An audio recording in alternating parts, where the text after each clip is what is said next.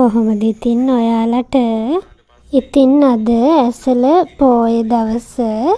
ඉතින් වෙනදා වගේම අදත් උදේ 5:45 විතර වෙනකොට මම නැගිටලා සුපුරුදු විදිහට කිචන් එකට ඇවිත් ওই විදිහට වැඩ ටික පටන් ගත්තා. එකපාරම උණු කරගත්ත වතුරේකින් මම තේ එකකුත් හදාගෙන ඊයේ ගාගත්ත පොල් වලටත් ටිකක් ඒකෙන් දාලා රයිස් කුකර් එකේ බතයි දෙන්නත් ඒ වතුර එකම දාගත්තා. ඉතින් අද උදෙන්ම හස්බන්ඩ් නැගිටලා හිටපු හින්දා මම අපි දෙන්නටම උදේ තේ එක හදාගත්තා.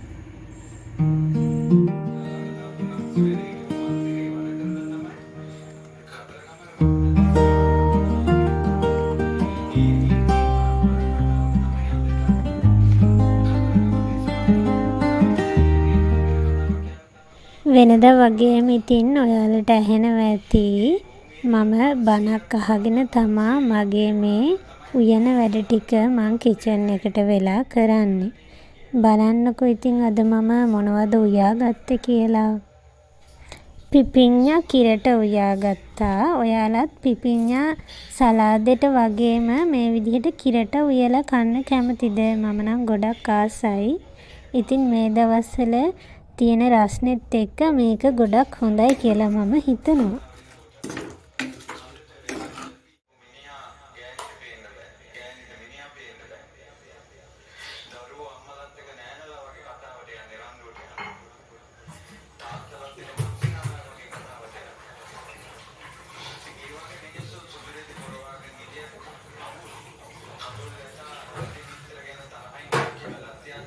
පිපිඤ්ඤා එකත් එක්කම මාළු මිරිසට හදා ගන්නවා. ඉතින් මේ මම මාළු මිරිසට මගේ හදන විදිහ. ඉතින් ඔයාලා දන්න තවත් වෙනස් ක්‍රම තියෙනවා නම් රෙසිපීස් තියෙනවා නම් යටින් කමෙන්ට් එකක් දාගෙන යන්න කියලා ඔයාලා හැමෝගෙම ආදරෙන් ඉල්ලනවා.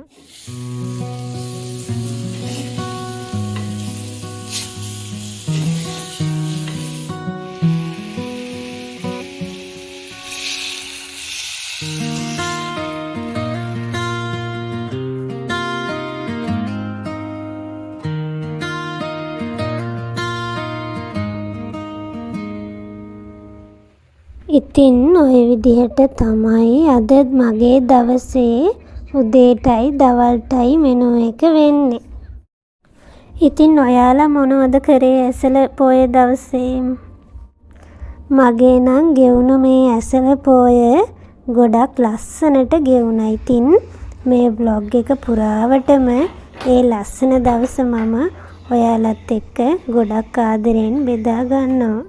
ඉතින් මේ වීඩියෝ එක ඉවර වෙනකන්ම මාත් එක්ක රැඳිලා ඉන්න කියලා ඔයාලා හැමෝගෙම ගොඩක් ආදරෙන් ඉල්ලනවා.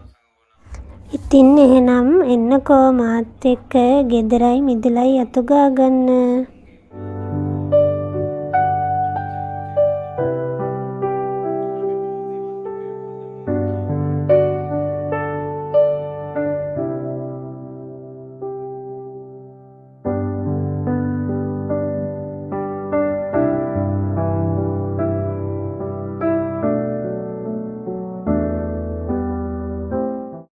ඒ වැඩ සේරම ඉවර කරලා වොෂ් එකක් එහෙම දාගෙන ඉතින් මම දැන් හදන්නේ බුද්ධ පූජාව ඇරලා මල් පහන් පූජා කරන්න.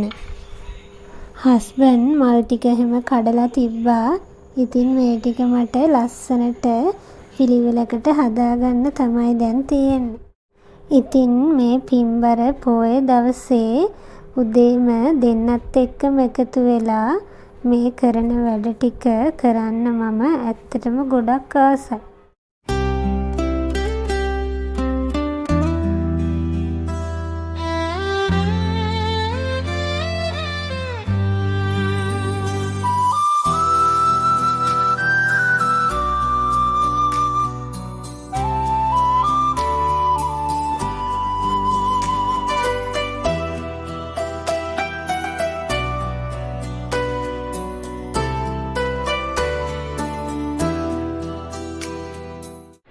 ඉතින් අපේ ගෙදර ඉන්න මේ චූටි යාළුවන්ටත් කෑම එහෙම දීලා ඉවර වෙලා එන්නකො මාත් එක්ක මල් ටිකට වතුර ටිකක් දාලා එන්න යන්න.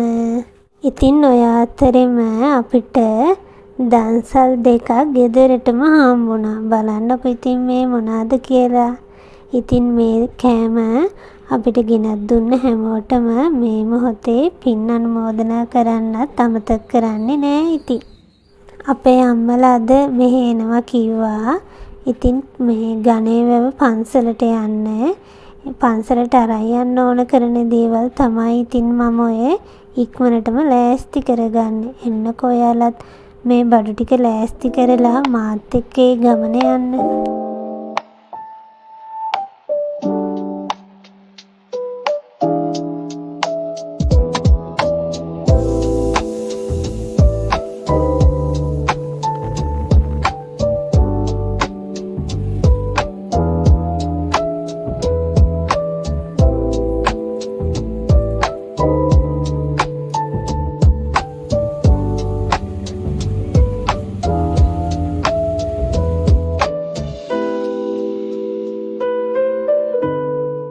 ඉතින් අපි මේ යන්නේ ගණේවැව රජමහා විහාරයට.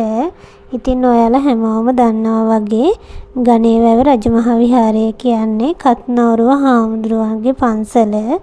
ඉතින් අපේ ගෙදර ළඟ ඉඳන් පැය භාගයක විතර වෙලාවකින් අපිට ඒ පන්සලට යන්න පුළුවන්. ඉතින් නොගියපු ඔයාලා ඉන්නවා නම් මේ වීඩියෝ එකෙන් ඔයාලා හැමෝටමත් ඒ පින්වීම බලාගන්න අවස්ථාවක් තියෙනවා. ඉතින් ඔන්න පොය දවසක් එන්දා ඉතින් ගොඩක් සෙනග හිටියා. ඒ වගේම මේකේ බෞද්ධ වැඩසටහන් උදේ ඉඳන්ම හවස වෙනකන් තිබුණා. මට මතක විදිහට උදේ 7 ඉඳන් හවස 7 විතර වෙනකන්. ඉතින් ඒක ටීවී channel එකකින් තමයි කරේ. ඒ හින්දා ඉතින් ගොඩක් සෙනග හිටියා.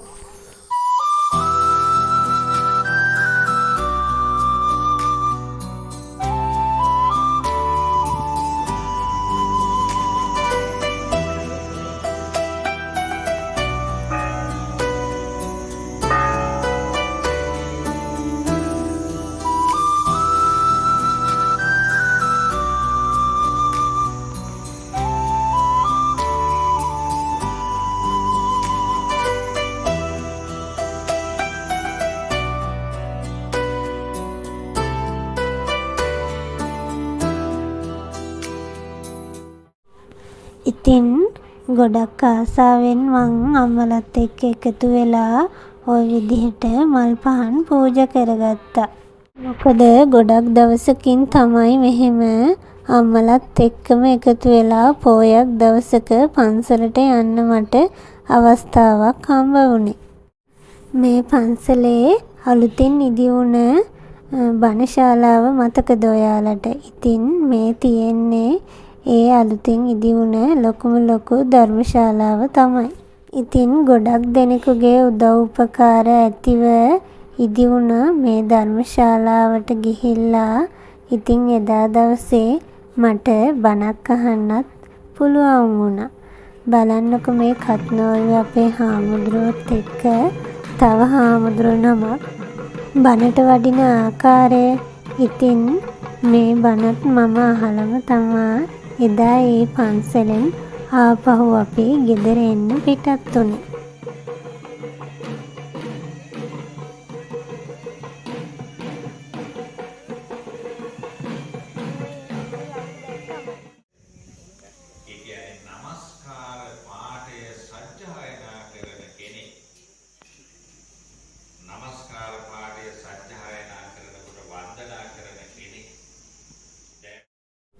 ඉතින් අපි ওই විදිහට ඒ ලස්සන ගමේ ඉඳන් ආපහු අපි ගෙදර එන්න පිටත් වුණා. ගෙදර ඇවිල්ලත් අපිට රැට පොඩි ගමනක් යන්න සිද්ධ වුණා. ඉතින් ඒ හස්බන්ඩ්ගේ අයියලත් එක්ක රැට කෑමත් අපි එළියෙන්ම ওই විදිහට හදාගමු කියලා කතා වෙලා අපි ඉතින් ওই විදිහට මාගල්ලේගම වැව වාන් දාන තැනට ඉතින් ওই විදිහට ආවා. මේ දවස්වල එතන හරිම ලස්සනයි. ඉතින් අපි කට්ටියම එකතු වෙලා ওই විදිහට රොටි හදාගත්තා එතන.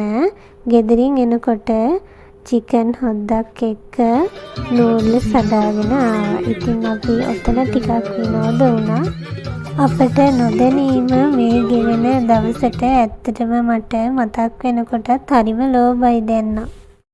ඔයාලට මේක පාටියක් වගේ පේනවා ඇති. ඒ වුණාට අපි එහෙම මත්ද්‍රව්‍ය මුකුත් මෙතන කවුරුත් මේ හස්බන්ඩ්ලා පාවිච්චි කරේ නෑ.